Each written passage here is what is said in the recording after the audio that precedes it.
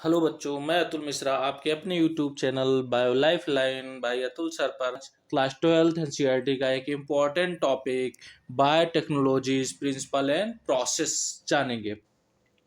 अगर बात करें बेटा बायोटेक्नोलॉजीज प्रिंसिपल एंड प्रोसेस की, तो ये चैप्टर इम्पॉर्टेंट है for class 12th board student and also for NEET. अगर बात करें नीट के वेटेज की 6 to 7 क्वेश्चन पर ईयर इससे आते हैं। किस टॉपिक से बेटा? Biotechnologies principle and process. तो चलिए स्टार्ट करते हैं बायोटेक्नोलॉजी प्रिंसिपल एंड प्रोसेस के बारे में। ठीक है बेटा, अगर बात करें बायोटेक्नोलॉजी, बायोटेक्नोलॉजी का मतलब बायो मतलब लिविंग। क्या मतलब है बेटा? लिविंग। क्या मतलब है बेटा? लिविंग। ठीक है। और टेक्निक का मतलब, टेक्नोलॉजी क्या मतलब? कोई टेक्निक, यानी लिविंग ऑर्गेनिज्म के साथ साथ क्या टेक्निक यूज कर दी जाए। ठीक है बेटा, यानी बायोलॉजी में क्या ऐड कर दें? टेक्निक। तो इसे हम क्या बोलते हैं? बायोटेक्नोलॉजी। ठीक बेटा, इसे स्टार्ट करें तो पहले हम बात करते हैं ओल्ड बायोटेक्नोलॉजी की, जो हमारे इंसेस्टर पहले से ही करते आ रहे हैं। यानी पहले हम बात करेंगे ओल्ड बायोटेक्नोलॉजी से, देन आएंगे मॉडर्न की तरफ, यानी जो पहले सारी चीजें एंशियंट टाइम से यूज होती आ रही हैं उनके बारे में बात करेंगे। इसी को हम बोलते हैं ट्रेडिशनल मेथड। क्या बोलते हैं बेटा? ट्रेडिशनल मेथड, क्योंकि बहुत पहले से आ रहा है हमारे कल्चर में। ठीक बेटा, हमारे कल्चर में अगर एग्जाम्पल दें, जैसे हमेशा से क्या होता जा रहा है, हम दूध से दही बनाते हैं। क्या बनाते हैं? दूध से दही बनाते हैं। अब दूध से दही बनाने के लिए हम क्या करते हैं कि जो दही का कुछ बचा हुआ होता है उसे किस में डाल देते हैं हम बेटा? दूध में। और दूध फिर किस में कन्वर्ट हो जाता है? दही में। लेकिन उस टाइम पे हम करते क्या हैं? क्या करते हैं बेटा? उस दही में क्या पाए जाते हैं? बैक्टीरिया, जिनका नाम क्या है? लैक्टोबाइसिलस। कौन से बैक्टीरिया बेटा? लैक्टोबाइसिलस। ये बैक्टीरिया उस दूध में मिलते हैं और दूध को क्या कर देते हैं? ब्रेक, जिससे क्या बन जाता है? दही बन जाता है। क्लियर ना बेटा? तो यानी इसमें हम यूज क्या करेंगे? लिविंग ऑर्गेनिज्म का यूज कर सकते हैं। जैसे लैक्टोबाइसिलस बैक्टीरिया जो उसके अंदर थे, कैसे थे? लिविंग थे। क्लियर? और उससे बने एंजाइम का भी क्या कर सकते हैं? यूज। ये हमारा ट्रेडिशनल मेथड था जिसमें हमें सारी चीजें यूज करते थे। वहीं बात करते हैं, जैसे ब्रेड, आप जो लोग ब्रेड लाते हैं खाते हैं, या वाइन हुआ, ये किससे बनते हैं? आपको पता है किससे बनते हैं? ईस्ट से। कौन सी ईस्ट बेटा? तो आप पढ़े होंगे इससे पहले टॉपिक माइक्रोब में, कौन सी ईस्ट थी? सैक्रोमाइसिस सेरिपेशी। ठीक है, इन ईस्ट से बनते हैं भी क्या है? Living organism. यानी ट्रेडिशनल मेथड जो था वो हमारा इतना तो था कि जितना हमें नीड थी वो कंप्लीट थोड़ा बहुत हो जाया करती थी। लेकिन धीरे धीरे जब हम आगे बढ़े तो हमें प्रोडक्शन क्या चाहिए? ज़्यादा। और जब ज़्यादा प्रोडक्शन चाहिए तो उसमें क्या लगाना पड़ेगा? टेक्निक। क्या लगानी पड़ेगी? टेक्निक। तभी हमें क्या होना? Large production. यानी अगर हमें चाहिए लार्ज स्केल प्रोडक्शन तो क्या लाना होगा? जेनेटिकली मॉडिफाइड ऑर्गेनिज्म को यूज करना पड़ेगा। उसमें क्या? टेक्निक लगा लगा के। ठीक है बेटा, अब देखते हैं कौन कौन सी न्यू टेक्निक है जो हम यूज करते हैं बायोटेक्नोलॉजी। जैसे आपने सुना होगा इन विट्रो फर्टिलाइजेशन। क्या सुना होगा बेटा? In vitro. विट्रो समझिए, दो वर्ड आते हैं, विट्रो एक विवो। अगर बात करें इन विट्रो का ये मतलब होता है कि जो भी फर्टिलाइजेशन हो रहा है कहाँ पे हो रहा है? टेस्ट ट्यूब में। कहाँ पे हो रहा है बेटा? Test tube. टेस्ट ट्यूब का क्या मतलब? Outside of body. अगर ये विट्रो यहाँ विवो लिखा होता, विवो विवो याद रखिए, बेबी। बेबी कहाँ होगा? Inside of body. क्लियर है? तो यानी इन विट्रो फर्टिलाइजेशन का मतलब आउटसाइड ऑफ बॉडी, यानी कहाँ पे? टेस्ट ट्यूब में। दूसरा क्या है बेटा? Synthesising a gene used.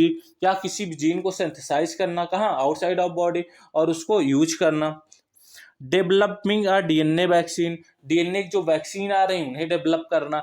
जैसे अभी कोरोना की वैक्सीन आई थी, है ना बेटा? इससे बाहर ही तो डेवलप कर रहे हैं। Correcting a defective gene. किसी की कोई भी जीन क्या है?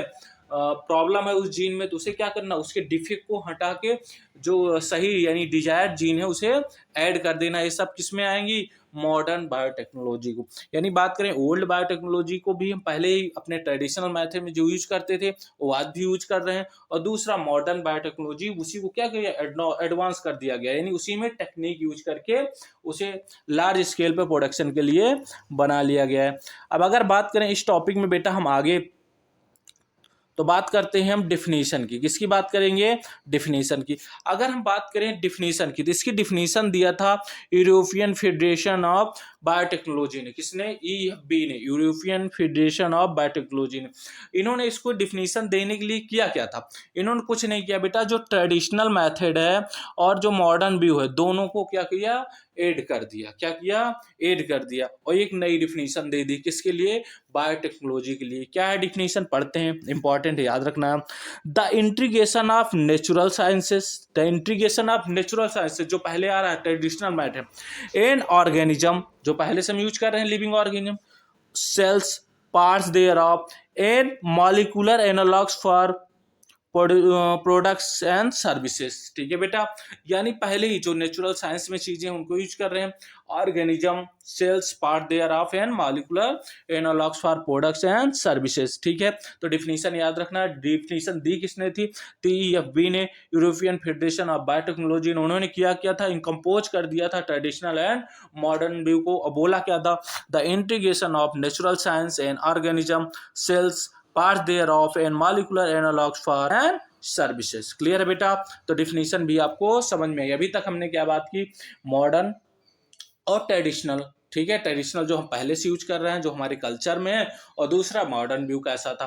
फिर बात करते हैं उसके डिफिनीशन की। डिफिनीशन किसने दी थी? EFB ने, यूरोपियन फेडरेशन ऑफ बायोटेक्नोलॉजी। बेटा इसका फुल फॉर्म याद रखना।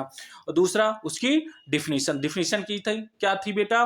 तो the integration of natural science and organism, cells, part thereof and molecular analogues for product and services. ठीक है बेटा, अब आगे हम बढ़ते हैं। आगे बढ़ते हुए हम बात करते हैं किसकी बेटा? तो हम यहाँ पे बात करेंगे प्रिंसिपल ऑफ बायोटेक्नोलॉजी की। किसकी बात करेंगे बेटा? Principle of biotechnology. यानी आज जितनी भी बात करेंगे हम इसी टॉपिक के बारे में बात करेंगे। क्या? प्रिंसिपल ऑफ बायोटेक्नोलॉजी की। अगर हम बात करें प्रिंसिपल ऑफ बायोटेक्नोलॉजी की, तो इसमें टू मेन कोर टेक्निक है। किसमें बेटा? प्रिंसिपल ऑफ बायोटेक्नोलॉजी में। कौन कौन से? एक है जेनेटिक इंजीनियरिंग, दूसरा है बायोप्रोसेस इंजीनियरिंग। ठीक है, अगर बात करें जेनेटिक इंजीनियरिंग की, जेनेटिक यानी जाहिर सी बात है जेनेटिक मटेरियल, जेनेटिक का मतलब जीनोम या जेनेटिक मटेरियल, उसमें क्या हो? उसमें कोई चेंजमेंट हो। क्या हो बेटा? चेंजमेंट। और चेंजमेंट जाहिर सी बात है हम वही चेंज करेंगे ना जो अनडिजायर्ड हो, जो क्या हो? खराब जीन हो, उसे उसकी जगह हम अच्छा जीन लगा के उसे यूज कर लेंगे, यही तो करेंगे। तो यानी जो क्या करेंगे हम? Chemistry of genetic, alter the chemistry of genetic material, यानी जो DNA RNA, इसकी केमिस्ट्री यानी केमिकल मॉलिक्यूल में क्या करेंगे? चेंजमेंट करेंगे। क्लियर बेटा? और इंट्रोड्यूस करेंगे इसे इनटू द होस्ट ऑर्गेनिज्म, और इसे होस्ट ऑर्गेनिज्म में यूज करेंगे। And then change the phenotype the host organism, और फिनोटाइप होस्ट ऑर्गेनिज्म का क्या कर देंगे बेटा? हम चेंज करेंगे। समझिए इसको, क्या हुआ इसमें? जेनेटिक मटेरियल या DNA RNA जिसमें जो कमी रही उसको हम क्या किया? उसकी जगह पे उसमें जो कमी थी उसे दूर किया, उसको फिर कहाँ पे लगा दिया? होस्ट ऑर्गेनिज्म में। होस्ट को क्या चाहिए था? अच्छा जीन चाहिए था ना, अच्छा DNA चाहिए था, उसका काम हो गया। ठीक है बेटा, उसे हमने यूज कर लिया, करेक्शन भी हो गया। यानी इसी कहते हैं जेनेटिक इंजीनियरिंग, जिसमें किसकी केमिस्ट्री चेंज हो? जेनेटिक मटेरियल की। उससे क्या चेंज हो जाएगा? फिनोटाइप, यानी जो जीन वर्क कर रहा था अब प्रॉपर वर्क कर पाएगा। ठीक है बेटा, तो वहीं बात करते हैं बायो प्रोसेस इंजीनियरिंग क्या होती है। समझा बेटा? मेंटेन किया जाता है क्या? स्ट्राइल एम्बियंट। स्ट्राइल का क्या मतलब होता है? स्ट्राइल का यहाँ पे मतलब होता है कि माइक्रोबियल कंटामिनेशन फ्री, मतलब जो हमने कल्चर या मीडियम लिया है उसमें क्या नहीं होनी चाहिए? माइक्रोब नहीं होना चाहिए। यानी माइक्रोब कौन से नहीं होनी चाहिए? जो हमें नहीं चाहिए, है ना। कंटामिनेशन यानी कोई भी गंदी चीजें वहां पे नहीं होनी चाहिए, यानी वो साफ होना चाहिए। दूसरा point, in a chemical engineering process to enable the growth of only desired microbe. इससे फायदा क्या होगा? जब वो साफ रहेगा तो जिस माइक्रोब को हम चाहेंगे या जिस यूकैरियोटिक सेल को हम चाहेंगे को ग्रो करे, वही वहां पे ग्रो करेगी। लेकिन अगर कंटामिनेशन होते तो वहां पे क्या होता? हम कुछ प्रोडक्ट कुछ चाहते हो, मिलता कुछ और। ठीक है बेटा, तो इसका बायो प्रोसेस इंजीनियरिंग में क्या होता? स्ट्राइल एम्बियंस था, जिससे जो भी डिजायर प्रोडक्ट हम चाहते वही हमें मिलता था। यही था प्रिंसिपल ऑफ बायोटेक्नोलॉजी की टू कोर टेक्निक। कौन कौन सी बेटा? Genetic engineering and bio process engineering. अब हम चलते हैं आगे।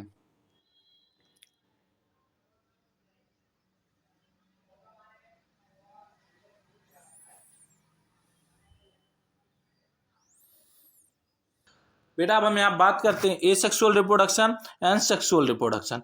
अब यहाँ पे हम इसे डिटेल में नहीं बात करेंगे क्योंकि हमें पता है आपने इसे रिप्रोडक्शन टॉपिक में पढ़ रखा है। अगर हम आपसे पूछें बेटा तो सेक्सुअल रिप्रोडक्शन में कितने पेरेंट इन्वॉल्व होते हैं, तो आप बताएंगे 1। अगर वही सेक्सुअल रिप्रोडक्शन में बताएंगे तो आप कहेंगे 2। हम कहेंगे किसमें गैमेट फॉर्म होता है, तो आप कहेंगे गैमेट हो सकता है दोनों फॉर्म हो जाए। लेकिन हमने लेकिन हमने ये पूछा कि गैमीट किसमें फ्यूज होगा, तो आपने ये कहा सेक्सुअल रिप्रोडक्शन में, क्योंकि अलग अलग पेरेंट होंगे, 2 पेरेंट हैं तो गैमीट का फ्यूजन भी क्या होगा बेटा, होगा। ठीक है, तो 2 अलग अलग इंडिविजुअल से क्या मिल रहे हैं, गैमीट, तो इसी में क्या होगा, वेरिएशन। क्या होगा, वेरिएशन। यानी सेक्सुअल रिप्रोडक्शन क्या करता है, परमिट देता, परमिशन देता है किसके लिए, वेरिएशन के लिए। लेकिन यहीं पे ये सेक्सुअल रिप्रोडक्शन क्या करता है, प्रिजर्व रखता है किसको, जेनेटिक इंफॉर्मेशन को, यानी वो चेंज होने नहीं देता। ठीक है बेटा, और क्या सेक्सुअल रिप्रोडक्शन और इंपॉर्टेंट पॉइंट क्या, unique combination of genetic setup. Clear है, इनका जो जेनेटिक सेटअप है वो एक यूनिक क्या है, कॉम्बिनेशन है। तो यानी इसमें आपको याद रखना है एक ही पॉइंट, कौन सा बेटा, सेक्सुअल रिप्रोडक्शन परमिट करता है वेरिएशन के, वो धीरे धीरे इवोल्यूशन की तरफ ले जाता है, और ये सेक्सुअल रिप्रोडक्शन क्या करता है, जेनेटिक इंफॉर्मेशन को प्रिजर्व रखता है। क्लियर बेटा, अब आगे हम बात करते हैं। ठीक है बेटा, अब बात करते हैं एक नोट की बेटा।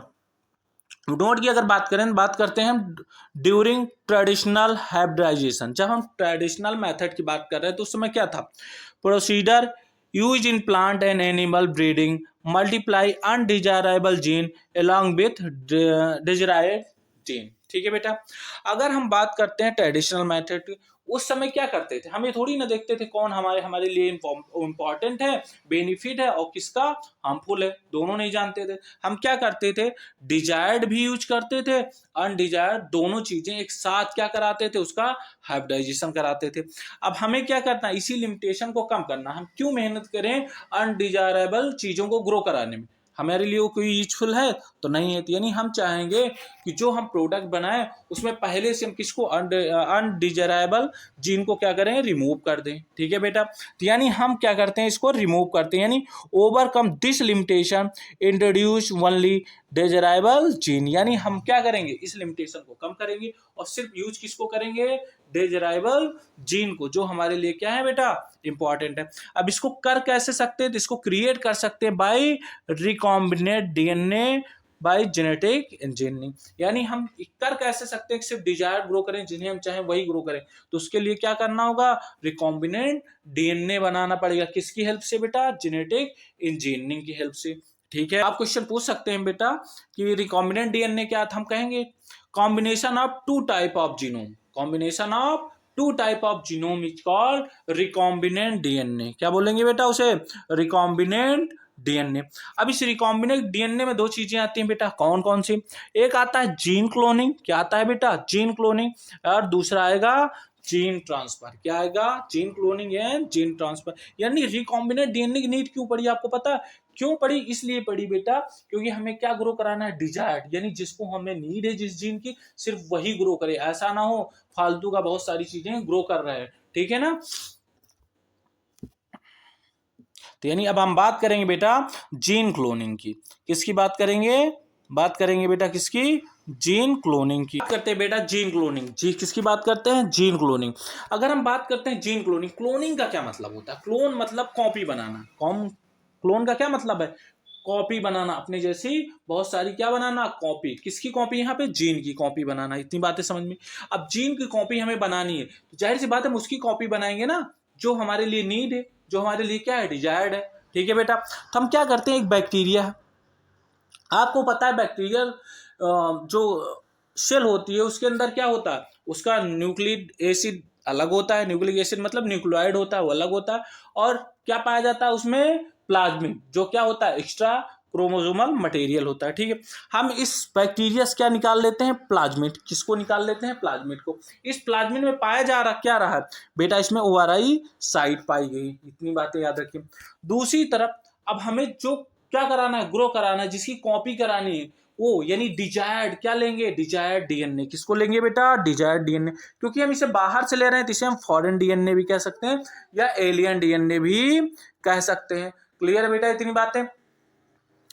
अब अब देखा जाए चाहे फॉरेन डीएनए हो, एलियन डीएनए हो या डिजायर्ड डीएनए हो, ये सारे क्या हैं, पार्ट हैं किसके बेटा, क्रोमोसोम के। किसके पार्ट हैं, क्रोमोसोम। अगर ये क्रोमोसोम के पार्ट हैं तो इसमें रेप्लिकेशन की एबिलिटी होगी, क्या होगी, रेप्लिकेशन की एबिलिटी होगी, क्योंकि ये पार्ट है क्रोमोसोम के, इसमें ये क्षमता तो है कि रेप्लिकेशन कर सकते हैं। बट इसमें एक प्रॉब्लम है, प्रॉब्लम ये है कि इसमें ओआरआई साइट नहीं है। क्या है नहीं है बेटा, ORI साइट। और आपने मॉलिक्यूलर बेसिस ऑफ इनहेरिटेंस में बेटा पढ़ा होगा कि जब तक ORI नहीं होगी रेप्लिकेशन स्टार्ट नहीं होगा। यानी रेप्लिकेशन का स्टार्टर कौन है, ऑरिजिन ऑफ रेप्लिकेशन। कौन है बेटा, ऑरिजिन ऑफ रेप्लिकेशन। कौन है बेटा, ऑरिजिन ऑफ रेप्लिकेशन।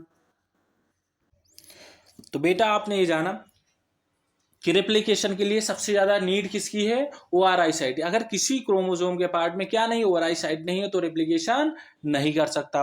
और यहाँ पे क्या है, जो ये foreign DNA, alien DNA, desired DNA, इसमें यही नहीं है। कौन नहीं है, ORI क्या है बेटा, एब्सेंट है। और जब एब्सेंट है तो क्या नहीं कर सकते, इसमें एबिलिटी टू मल्टीप्लाई इटसेल्फ, इसमें ये क्षमता नहीं थी कि अपने आप क्या कर सकते हैं, क्या कर सकें बेटा, मल्टीप्लाई कर सकें। ठीक है बेटा, इतनी बातें आपको समझ में आई। अब हम क्या करें, एक तरफ हमने क्या किया है बेटा, किसको, प्लाज्मिड को निकाल लिया, दूसरी तरफ क्या, फॉरेन डीएनए को ला लिया। किसको, फॉरेन डीएनए को। बेटा फॉरेन डीएनए, एलियन डीएनए या डिजायर्ड डीएनए को आप ऐसे ही समझिए जैसे कि आपको हमने बोला कि आपका कल टेस्ट है। किसका टेस्ट है बेटा, इवोल्यूशन टॉपिक का। आप घर से पूरी प्रिपरेशन के साथ आए कि किसका टेस्ट है, इवोल्यूशन टॉपिक का। आपको पेपर मिला, कॉपी मिली और पेपर देने बैठ गए। बट क्या है, आपके पास पेन नहीं है। तो पेन नहीं है तो क्या आप पेपर दे पाएंगे बेटा, नहीं दे पाएंगे। लेकिन क्या कैपेबल हैं, क्षमता है, हाँ क्षमता यानी एबिलिटी तो आपके पास है, बट आप पेपर नहीं दे पाएंगे क्योंकि आपके पास पेन नहीं। ऐसे ये फॉरेन एलियन या डिजायर्ड डीएनए होते हैं, यानी इनके पास कैपेबिलिटी है, एबिलिटी है, किसके लिए, ये रेप्लिकेट कर पाए, लेकिन नहीं कर पाते क्योंकि इनके पास क्या नहीं है, ORI साइट। यानी अगर इन्हें ORI साइट मिल जाए तो रेप्लिकेशन कर लेंगे। क्लियर बेटा। तो हम जो प्लाज्मिड डीएनए लाए हैं उसे हम कट करते हैं एक RE से। किससे कट करते हैं, RE। इसके बारे में हम आगे बात करेंगे, रिस्ट्रिक्शन एंजाइम के बारे में। ठीक है, जिसे और क्या बोल सकते हैं बेटा, मॉलिक्यूलर सीजर बोलते हैं। क्या बोलते हैं हम, सीजर। ठीक है, और उसके साथ साथ अब क्या किए, इस आरी से हमने किसको कट कर दिया बेटा, इस प्लाज्मिड को। और प्लाज्मिड के साथ साथ किसको कट किया, ये जो फॉरेन डीएनए इसको भी कट कर दिया। क्या कर दिया, कट करके एक टुकड़ा इसका ले लिया और इसको भी, प्लाज्मिड को भी कट कर लिया। ठीक है बेटा, उसके साथ साथ इसमें लाइगेज डाल दिया। क्या डाल दिया, लाइगेज। कौन सा लाइगेज, डीएनए लाइगेज। लाइगेज क्या करता है बेटा, ग्लू का काम करता है। क्या करता है बेटा, ग्लू यानी चिपकाने का काम करता है। ठीक है बेटा, हमने आपको क्या बताया बेटा, हमने कहा हमने फॉरेन डीएनए को कट किया, फॉरेन डीएनए के साथ साथ क्या, प्लाज्मिड को कट किया। किससे कट किया, रिस्ट्रिक्शन एंजाइम से। क्या है वो, मॉलिक्यूलर सीजर। उसके साथ साथ उसमें और क्या डाला बेटा, हमने क्या डाला था, डीएनए लाइगेज। लाइगेज का क्या काम है, चिपकाना। उसने क्या कर दिया बेटा, चिपका दिया। जब चिपका दिया बन गया रिकॉम्बिनेंट डीएनए। रिकॉम्बिनेंट डीएनए क्यों बना, आप समझिए बात, क्योंकि एक तरफ एलियन पीस का डीएनए है और दूसरी तरफ कौन है, प्लाज्मिड डीएनए। ठीक है बेटा, बैक्टीरिया का डीएनए। इतनी बातें क्लियर हुई, इसीलिए बोले हम क्या बोलते हैं, रिकॉम्बिनेंट। और जब रिकॉम्बिनेंट बन गया तो अब किसकी बात करेंगे, ट्रांसफर की। इसके ट्रांसफर की, ट्रांसफर यानी जीन ट्रांसफर की। ट्रांसफर को क्या बोलते हैं, ट्रांसफॉर्मेशन। क्या बोलते हैं बेटा, ट्रांसफॉर्मेशन। कहाँ से करेंगे, इसे रिकॉम्बिनेंट डीएनए को ट्रांसफर कर देंगे होस्ट ऑर्गेनिज्म। अब होस्ट यहाँ पे आपके बायोटेक्नोलॉजी में किसको लिया गया बेटा, इश्चेरिचिया कोलाई बैक्टीरिया को लिया गया। किसको लिया गया, किस बैक्टीरिया को, इश्चेरिचिया कोलाई बाय नाम की बैक्टीरिया क्या है, होस्ट है। इस होस्ट में इसे क्या कर दिया गया, ट्रांसफर। यानी ट्रांसफॉर्मेशन जो हो रहा है उसे क्या बोल सकते हैं, procedure through which a piece of DNA is introduced in host bacterium। Clear है, ये प्रोसेस है जिसके थ्रू क्या करेंगे, हम एक पीस डीएनए को किसमें इंट्रोड्यूस कर देंगे, होस्ट ऑर्गेनिज्म में। क्लियर बेटा, ठीक है बेटा, ये क्या है, ये रिकॉम्बिनेंट डीएनए इसके अंदर में आ गया। अब आगे बात करते हैं बेटा हम।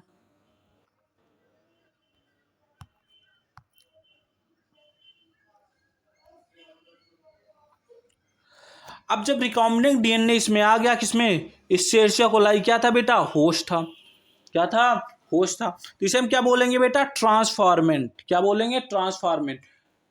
क्लियर है, रिकॉम्बिनेंट क्या था, रिकॉम्बिनेंट का ट्रांसफर जो हो रहा है वो ट्रांसफॉर्मेशन, और जिसमें हो रहा है उसे क्या बोलेंगे हम बेटा, ट्रांसफॉर्मेंट। तो ये क्या, इश्चेरिचिया कोलाई ट्रांसफॉर्मेंट। क्लियर है। अब इश्चेरिचिया कोलाई में क्या आ चुके हैं बेटा, जो डिजायर्ड चाहते थे हम डीएनए वो आ चुके हैं। अब उन्हें क्या करना होगा, मल्टीप्लाई। क्या करना होगा बेटा, मल्टीप्लाई। वो मल्टीप्लाई करके बहुत सारी अपने जैसे कॉपी बना ले रहे हैं, इसी को हम बोलते हैं क्लोनिंग। ठीक है बेटा, जीन क्लोनिंग क्या होती है, making multiple identical copy of any DNA template is called, क्या बोलते हैं बेटा, जीन क्लोनिंग। ठीक है, तो यानी आपको क्लियर हो गया जीन क्लोनिंग है जीन ट्रांसफर। ठीक है, आपने रिकॉम्बिनेंट डीएनए के बारे में भी जान लिया। रिकॉम्बिनेंट डीएनए क्या होता है बेटा, रिकॉम्बिनेंट डीएनए होता है जिसमें 2 टाइप ऑफ डीएनए हो। कौन कौन से अभी आपने देखा, प्लाज्मिड और दूसरा कौन, एलियन डिजायर्ड या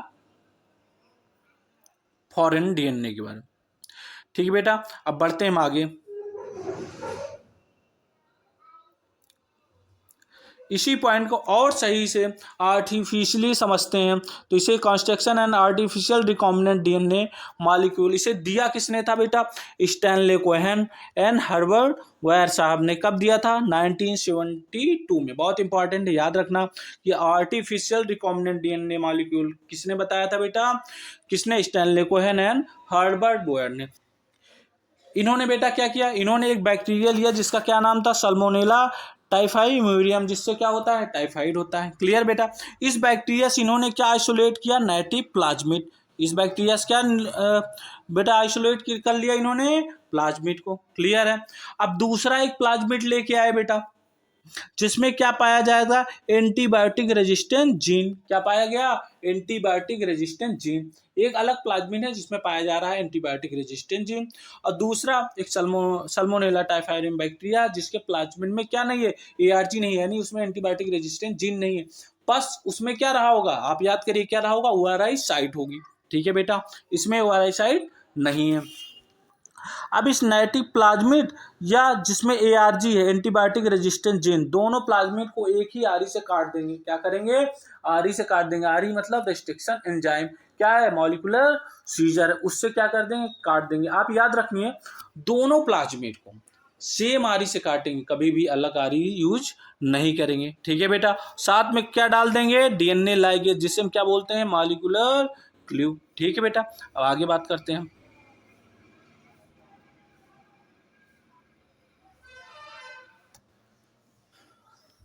तो हमने बताया बेटा आपको कि आरिश क्या कट कर दिया है बेटा, वो प्लाज्मिड जिसमें क्या पाया जाता है, एंटीबायोटिक रेजिस्टेंट जीन। दूसरा जो बैक्टीरिया का क्या था, प्लाज्मिड, दोनों को हमने कट किया।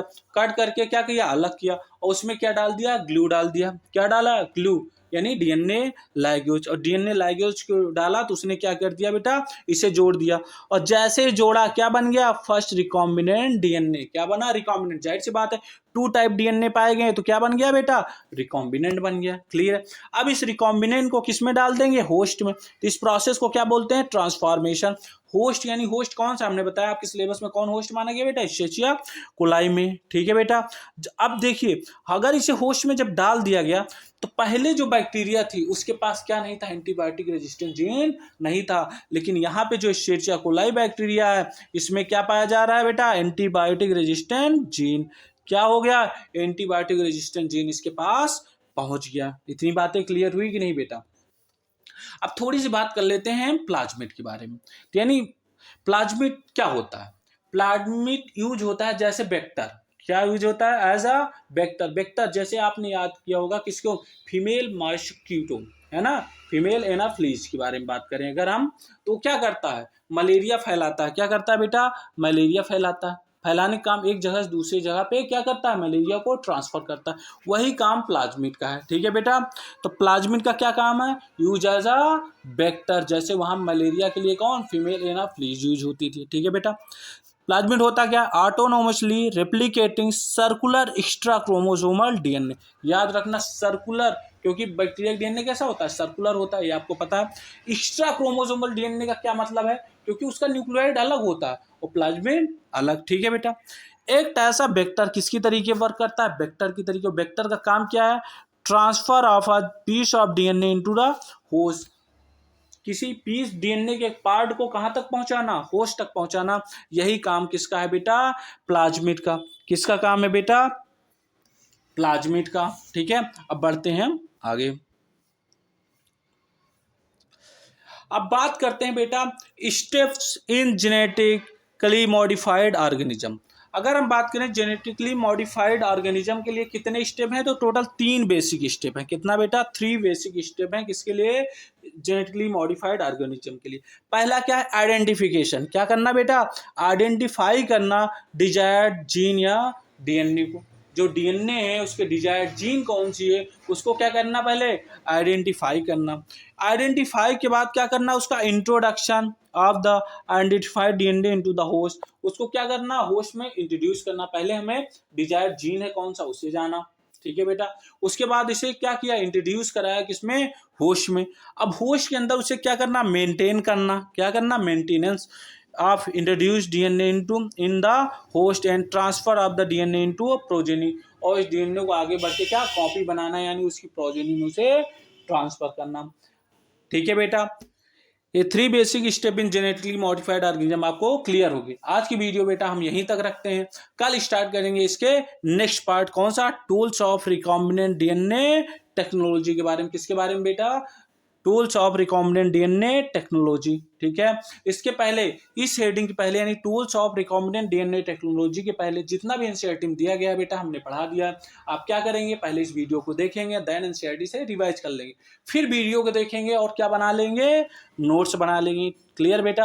अगर आपको इसका नेक्स्ट पार्ट चाहिए तो क्या करना है, आपको क्या करना है बेटा, लाइक करना है, शेयर करना है, सब्सक्राइब, उसके साथ साथ क्या करना है, कमेंट करना है, ठीक है।